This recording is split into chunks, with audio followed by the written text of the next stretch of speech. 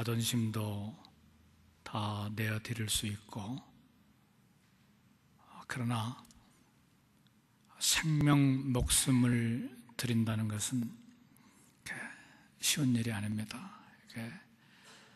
생명을 존속시키려고 하는 것이 우리 인간의 본능이기 때문에 목숨을 드린다는 건 결코 쉬운 일이 아닙니다.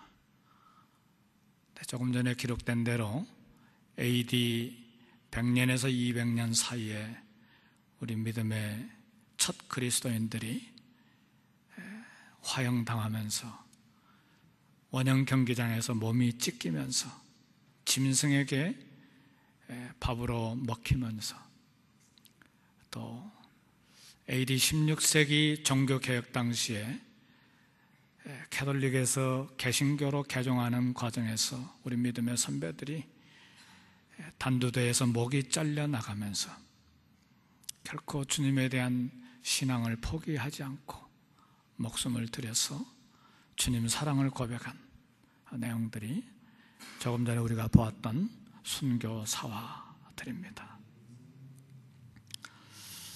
이는 이번 한 주간에 설교를 준비하면서 한편으로는 제가 울고 한편으로는 마음이 많이 찔렸어요. 우리 믿음의 선배들은 생명을 걸고 믿음을 지켜서 그 믿음의 유산을 오늘 나에게 이처럼 남겨주었는데, 나는 왜 이처럼 감사하지 못하고 주님께 대한 희생과 헌신이 이처럼이나 약하고 부족한가? 마음을 많이 찔림을 받았어요. 조그만 불평 때문에 내 마음이 상하고, 또 조그맣게 듣는 이야기 때문에 그 목회자가 자존심이 있어가지고 그것 때문에 하루 이틀 마음고생하고, 왜 믿음이 이 정도밖에 안 되나? 목숨을 들여서 참 생명을 바쳐서 신앙을 지킨 믿음의 선배들과 같은 길을 나는 언제나 따라갈 수 있을까? 마음이 아프기도 하고, 또 이렇게 회개하는 마음도 들고, 또 새로운 도전도 받았습니다. 왜 이 시대에 우리 그리스도인들은 신앙 고백이 이렇게 약할까? 모두 다 자기의 취미와 자기 이익에만 온 관심을 쏟아붓고 있을까? 주님을 위한 헌신과는 왜 거리가 먼 삶을 모두 다 이렇게 살고 있을까? 시간과 돈과 자존심, 그리고 목숨, 우리 주님이 마음대로 쓰시도록 내놓는 사람이 지극히 적은 시대를 오늘 우리가 살고 있습니다. 오늘 본문에는 살인과 증오심으로 교회 파괴를 위해서 마치 브레이크 없는 자동차처럼 정신없이 달려간 한 사람이 소개되어 있습니다. 그러나 그가 예수님을 만난 후에는 생명을 들여서 예수님께 참 충성하고 헌신하고 일생을 바쳤습니다. 그가 바로 이 땅에 기독교를 존재하게 한 위대한 사도, 위대한 선교사, 위대한 목회자인 바울입니다. 본문 9장 1절 2절 보면 사울이 주의 제자들에 대하여 여전히 위협과 살기가 등등하여 대제사장에게 가서 다메섹 여러 회당에 가져갈 공문을 청하니, 이는 만일 그 도를 따르는 사람을 만나면 남녀를 막론하고 결박하여 예루살렘으로 잡아오려 함이라. 그랬습니다. 사울은 교회를 그저 핍박 정도 하는 것이 아니고 완벽하게 파괴하기를 열정했던 사람입니다. 집집마다 돌아다니면서 남녀를 끌어내서 감옥에 쳐넣은 사람입니다. 예수 믿는 사람 이렇게 죽여도 가하다고 생각한 사람이었습니다. 이런 큰 박해 때문에 여러 사람들이 이 바울을 피해서 다메섹까지 도망갔습니다. 다메섹, 여기 예루살렘에서 얼만큼 먼 거리냐? 지금 다메섹이라고 하는 것은 예루살렘에서 약 241km가 떨어진 지금 중동의 시리아에, 내전이 일고 있는 중동 시리아의 수도가 다메섹입니다. 그러니까 예수 믿는 사람 감옥에 가두는, 그리고 핍박하는, 교회를 박멸하는 그런 험한 고난이 얼마나 힘들었으면 수백 킬로를 달려서 다메섹까지 도망했겠습니까? 이렇게 도망온 사람들을 다메섹에 있는 회당의 유대인들이 이렇게 돌봐주고 그렇게 있었어요. 그래서 사울은 결심을 했습니다. 내가 다메섹까지 가리라. 그래서 도망한 그리스도인들을 다 잡아가지고 예루살렘으로 끌어오리라. 이런 결단을 하고 대제사장에게 가서 다메섹 회당에 보내는 공문을 받아냈어요. 그 공문은 내용이 뭐냐면, 예수 믿는 사람은 누구든지 잡아가지고 체포해가지고 예루살렘으로 끌어와도 된다는 체포 허락하는 그런 공문이었어요. 조선시대에 주인집에서 무단 이탈을 하거나 도망친 노예를 수색해서 체포하는 추노라고 하는 제도가 있었어요. 얼마 전에 한국 TV 방송에서 시리즈로 나온 내용이 있죠. 추노. 네, 이 바울이 추노처럼 다메섹으로 도망한 그리스도인들을 추격했습니다. 그러나 오히려 바울이 모르고 있었던 중요한 사실 하나는, 자기는 그리스도인들을 잡으려고 추격하고 있었는데 자기 뒤에 이 바울, 교회를 핍박하고 파괴하려고 하는 이 사울 자기를 잡으려고 추격하는 예수님이 계신 것을 몰랐어요. 사랑하는 성도 여러분, 오늘도 저와 여러분들을 뒤에서 추격하고 계시는 예수님이 계신 것을 믿으시기를 바랍니다.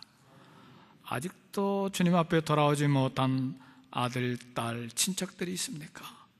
우리의 기도 때문에 우리 주님께서 그들을 체포하기 위해서 추격하고 있습니다. 계속해서 3절, 4절의 말씀을 보면 이렇게 예수 믿는 사람을 잡아 예루살렘으로 끌어오려고 가는 다메섹 길에 사건이 생겼어요. 3절, 4절, 사울이 길을 가다가 다메섹에 가까이 이르더니 호련히 하늘로부터 빛이 그를 둘러 비추는지라. 땅에 엎드러져 들으매 소리가 있어 이르시되, 사울아 사울아 네가 어찌하여 나를 박해하느냐. 사울이 어떻게 예수 믿는 사람으로 변했는가? 단 한 가지 대답만 있습니다. 오늘 저와 여러분들에게도 동일한 질문을 해도 단 한 가지 대답만 있습니다.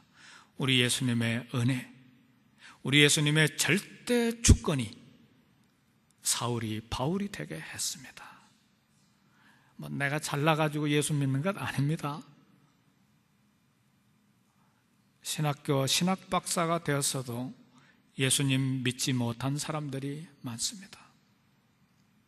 그래, 논문을 쓸 때에 성경이 말하되 Bible says 이렇게 하면 논문이 다 탈락됩니다. 이 독일 신학이 그래요. 얼마나 타락한 세대입니까? 그러니까 신약 구약 다 공부를 한 박사들도 예수님을 못 믿고 있는 시대예요. 그래서 유럽 교회가 다 문을 닫는 거예요. 영국 교회들을 제가 어제 좀 봤는데 그 아름답게 수백만 달러, 수천만 달러 지어서 1000년, 2000년이 가도 무너지지 않을 교회들이 텅텅 빈 것으로 끝나는 것이 아니고 거기 카바레가 생겼더라고요. 젊은 청년 남자들이 다 들어가서 춤추는데 제가 얼마나 가슴 아파했는지 몰라요. 이게 영국의 현실이에요. 그것으로 끝나지 않냐고 모슬렘들이 들어와가지고 우리 어디다가 알라신에게 제사 드리고 예배 드릴 장소를 찾을까 돌아다니다 보니까 교회가 비어 있으니까 그 교회를 통째로 사가지고 거기 모여가지고 절하고 엎드리는 것을 다 봤어요. 이게 지금 유럽의 현상입니다.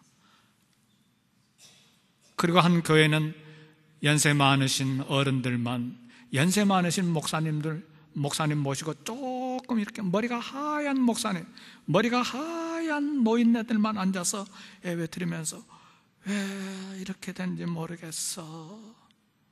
그런 걸 제가 봤어요. 성도 여러분, 우리 기도해야 될 때입니다. 우리 기도하지 않으면 미국도 언제 그 길을 갈지 몰라요. 크리스탈 처치, 수정교회가 벌써 캐톨릭에게 넘어갔잖아요. 징조입니다. 이게 농담이 아니에요. 그래서 저는 유럽의 교회들을 이제 어제 쭉 보면서 밤낮으로 무릎 꿇어도, 밤낮으로 눈물을 흘려도 이게 쉽지 않는 일이겠다.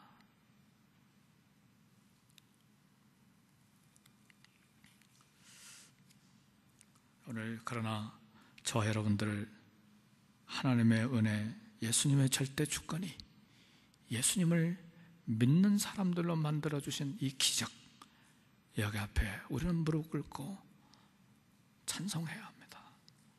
감사하고 어떻게 주님 앞에 희생하고 헌신할 것인지를 결단해야 합니다. 사도행전 8장 3절을 보면 사울이 교회를 잔멸했다 했는데, 이 잔멸이라고 하는 말은 포도원을 황폐시키는 야생 숫대질을 가리켜 말합니다.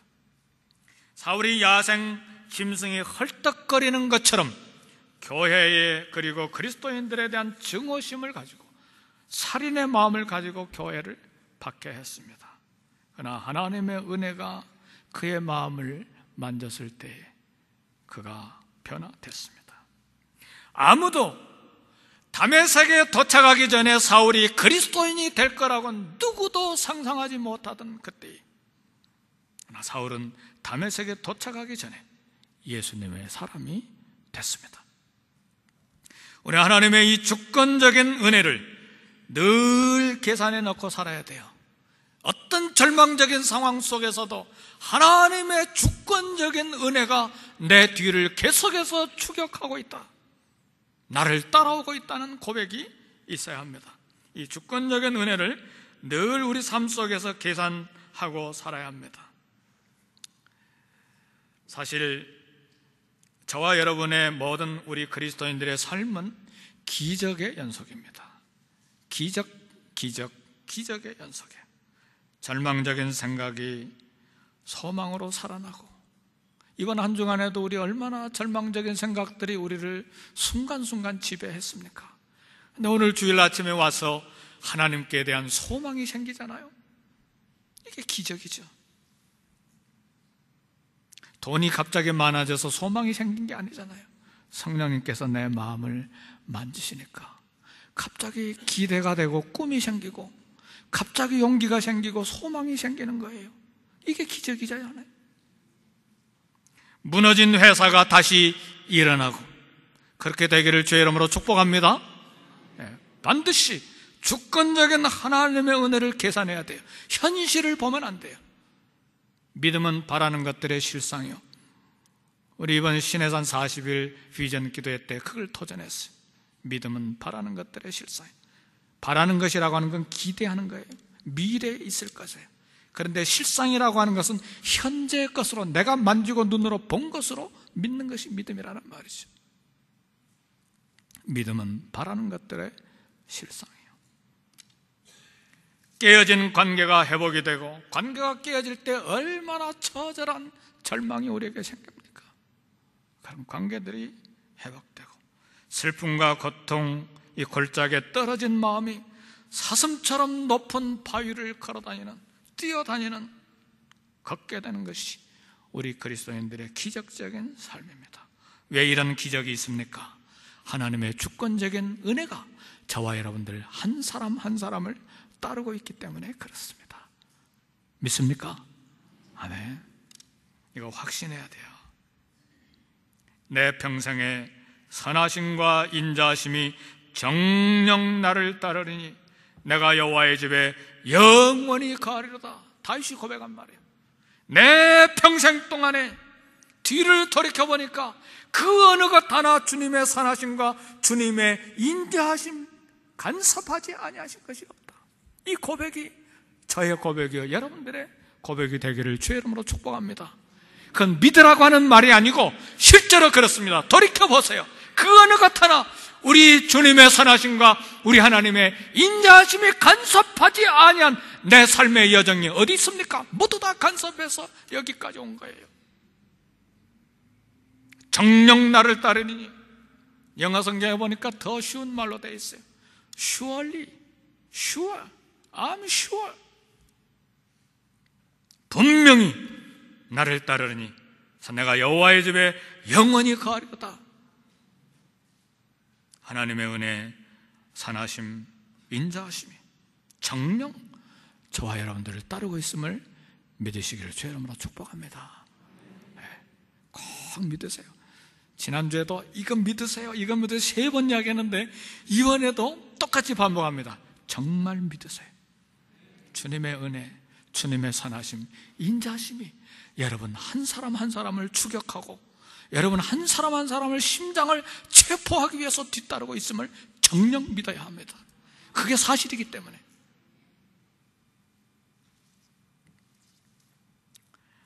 예수님이 사울의 이름을 부르면서 내가 어찌하여 나를 박해하느냐, 사울이 주여 누구시나이까 질문했을 때 우리 주님이 대답하셨어요. 나는 내가 박해하는 예수니라. 예수님이 사울에게 나타나셨어요. 우리가 회개하고 예수님을 믿는데 꼭 이런 현상이 나타나야 되는 건 아니에요.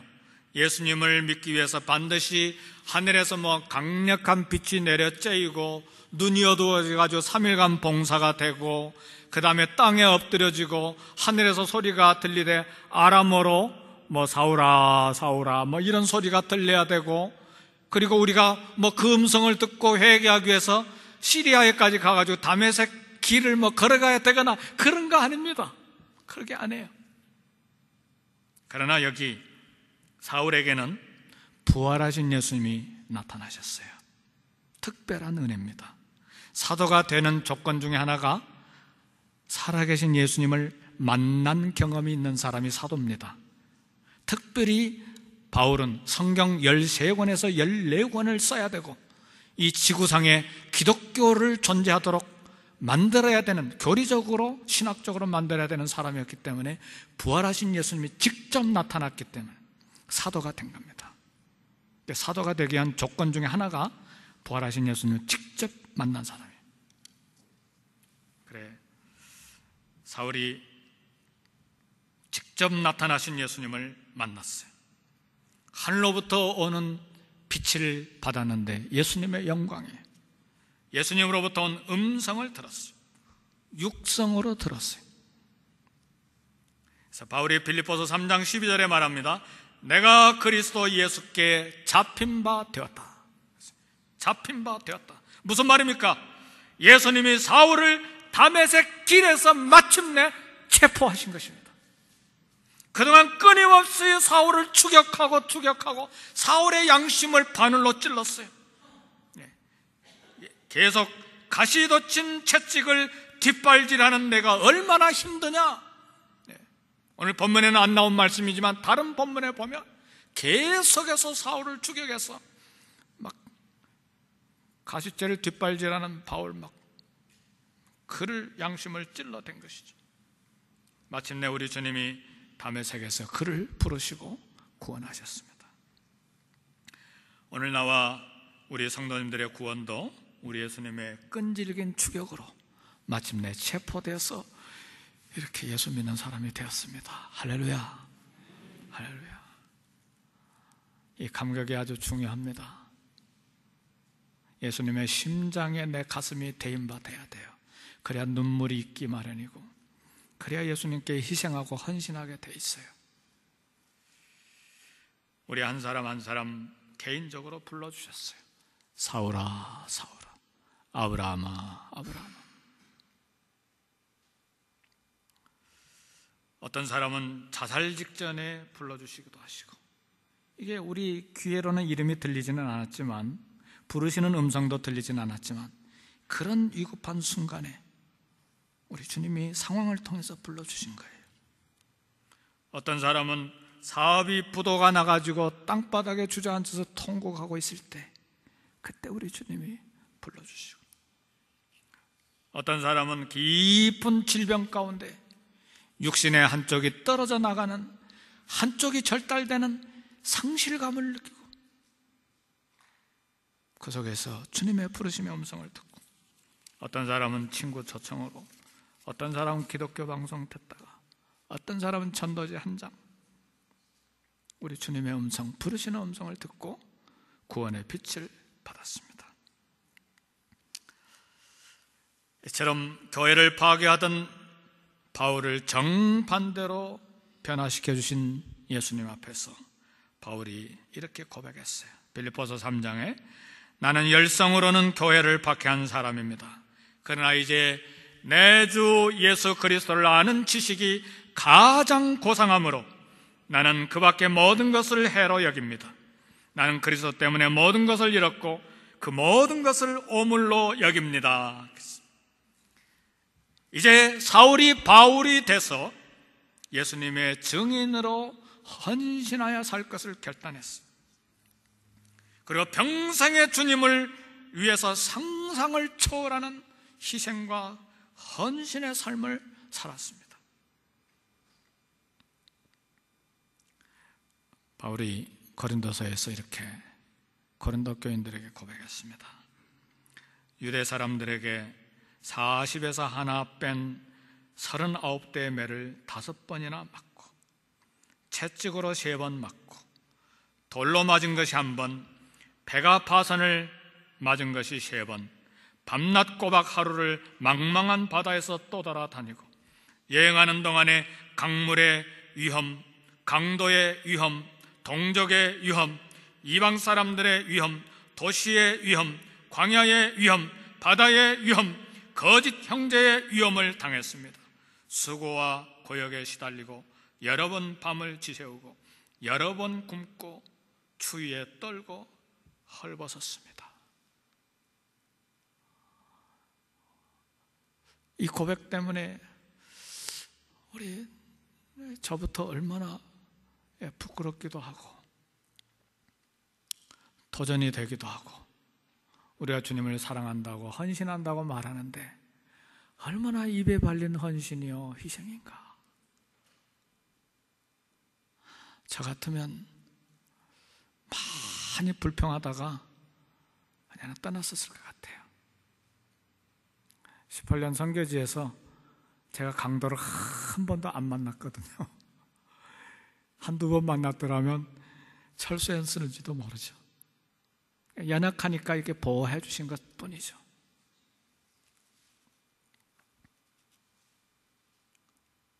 성도 여러분, 고통과 고난이 뼛속같이 깊었지만 예수님을 따르는 삶을 한 번도 비관하거나 불평하거나 한탄하거나 좌절하지 않았어요. 어찌 바울만 그렇습니까? 어찌 선교사와 목회자들만 이런 고백에 감동받아야 합니까? 오늘 미국의 땅에 사는 사랑하는 성도 여러분, 동일한 고백이 우리 삶 가운데 있을 수 없을까요? 뭐 때문에 불평하고, 뭐 때문에 좌절하고, 뭐 때문에 컴플레인 하면서 삽니까? 그날 다메섹에서 자신의 이름을 부르시고 구원해 주신 예수님, 야생 수태지처럼 코를 쓸룩거리며 성도들을 살해하는 마음을 가지고 증오심을 가지고 박해하던 이 바울을 생명의 빛을 비춰주신 예수님 은혜에 감격했기 때문에 일생을 드린 것입니다. 오늘 본문의 사울이 바로 사랑하는 성도 여러분, 저와 여러분 한 사람 한 사람입니다. 사울은 2000년 전의 사람이 아니고 사울은 오늘 여기 우리 사랑 하나님께 앉아있는 저와 여러분 한 사람 한 사람이 사울입니다. 우리 주님이 동일한 방법으로 불러주셨기 때문에 어둠에서 살던 나를 불러주시고 세상에 타락해서 살던 나를 불러주시고 구원의 빛을 비춰주신 주님, 이제 나는 지금 이 부르심의 은혜에 어떻게 반응하면서 살 것인가가 이 아침에 우리가 받아야 될 도전이 되는 것입니다. 성도 여러분, 정말 예수님을 깊게 심장으로 만났습니까? 아니면 교리적으로 지식적으로만 예수님을 만났습니까? 만약 우리가 심장으로 예수님을 만났다면 지금의 삶과 지금의 희생과 헌신의 삶이 훨씬 다를 거라고 저는 생각합니다. 왜요? 제 경험을 봐도 그래요. 제가 선교지에 있을 때 어느 분이 너무 은혜를 쏟아주니까 막 아내와 저 그리고 세 아이들까지 그냥 넘치도록 은혜를 쏟아 부어주니까 제가 무슨 생각이 들었냐면, 내가 이 사람은 평생 존경하고 사랑하리라. 평생 이 사람을 위해서 중보기도 하리라. 평생 이 사람이 잘못되어 나가도 나는 후원하고 위로하고 격려하고 이 사람을 위해서 살리라. 그런 생각이 들더라고요. 사랑하는 성도 여러분, 사람에게 은혜를 받아도 그런 결심과 결단을 하는데, 내 영혼을 살려주신 우리 그리스도의 심장 앞에서 심장으로 예수님을 만났다면 우리의 희생과 헌신이 지금과는 훨씬 다르다는 말이죠.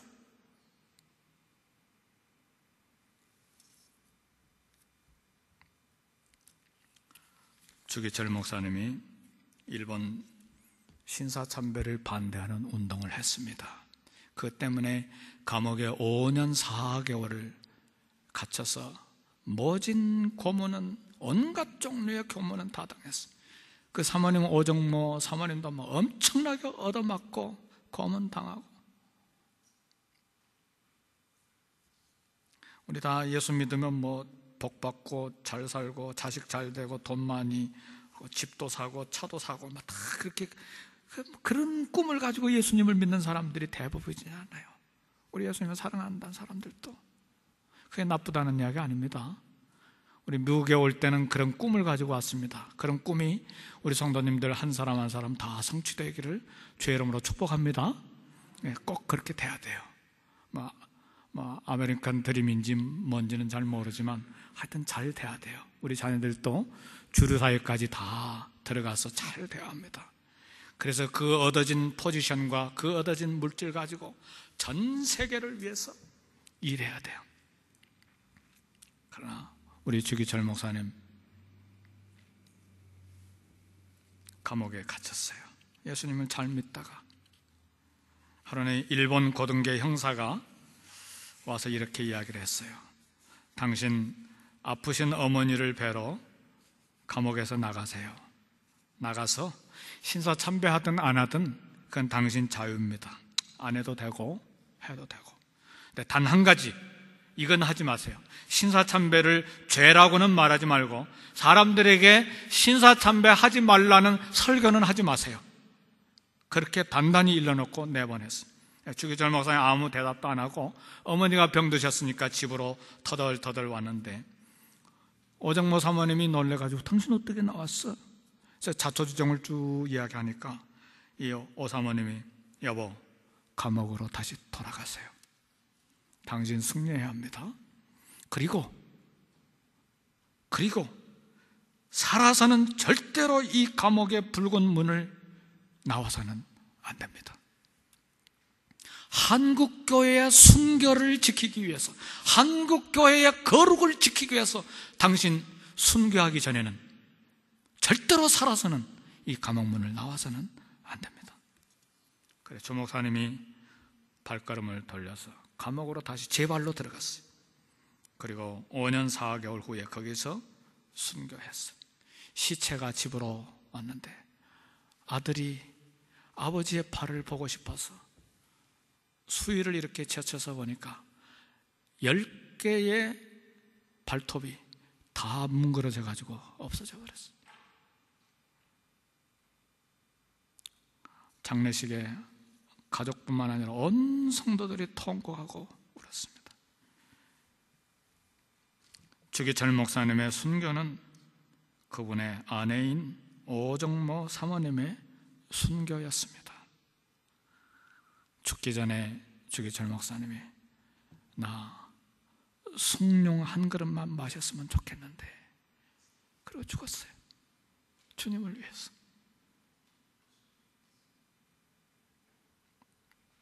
우리 한국의 신앙 선배들의 헌신, 한국 신앙의 여성들의 헌신, 한국의 아내들의 신앙 때문에 그 신앙을 유산으로 받아서 오늘 저와 여러분들이 예수님을 믿게 됐습니다. 그 신앙을 우리가 받아서 또 유산으로 남겨야 되지 않겠습니까? 무슨 유산을 남기려 합니까? 집 한 채 남기는 게 유산입니까? 성도님, 난 그렇게 생각하지 않습니다. 난 꿈에도, 물론 사역자니까 성직자니까 그러겠지만, 성도 여러분, 그거 남기려고 생각하지 마세요. 신앙의 발자국을 남기세요. 오정모 사모님의 발자국을 남기세요. 주기철 목사님의 신앙의 발자국을 내 아들과 내 딸에게 남겨야 돼요. 뭘 남기랍니까? 유럽 교회를 남기랍니까? 100만 불, 1000만 불 교회를 지어놓고 텅텅 비어있는 유럽 교회를 남기시겠냐 그 말이에요. 디스코텍이 되고 카바레가 되고 젊은 남녀들이 와서 춤추고 술 마시고 맥주 마시는 그런 교회를 남기시겠냐 그 말이에요. 뭐 때문에 고민합니까? 무엇을 위해서 기도합니까? 어떤 삶으로 이 땅에 믿음의 발자국을 남길지 고민해야 돼요. 그래서 제가 막 몸둘 바를 모르고 설교 준비하다가 나는 어떻게 해야 되나? 이게 이제 도전이죠. 도전인데 어떻게 해야 되나? 어떻게 우리 교회를, 어떻게 믿음의 후배들에게 이 교회를 남겨야 될 것인가? 미국 교회라고 유럽 교회가 되지 말라는 법이 없어요. 벌써 크리스탈 처치가 넘어갔잖아요. 수정교회가 벌써 캐톨릭에게 넘어갔잖아요. 현실로 드러나고 있어요. 미국 교계 현상이. 영적인 부분을 보고 계시냐 그 말이에요. 그 교회를 짓기 위해서 수천만 달러가 얼마나 성도들이 헌금했는데 교회를 그 지경으로 만들어놨냐 그 말이에요. 그게 우리의 믿음의 유산이 돼서는 안 돼. 절대로 그렇게 할 수는 안 돼. 히브리서 11장 36절 38절을 보세요.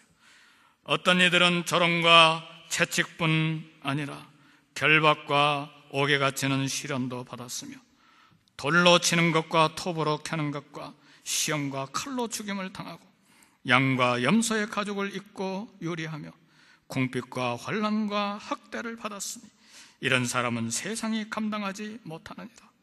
그들이 광야와 산과 덩굴과 터굴에 유리하였느니라. 우리 믿음의 선배들의 믿음의 발자국들입니다. 구원의 빛을 받은 사람들은, 구원의 빛을 비춤을 받은 사람들은 이 땅에 부요와 성공만을 위해서 살지는 않습니다. 여러분, 부요와 성공을 꼭 기도로 응답받으시고 담을 넘어가시기를 주의 이름으로 축복합니다.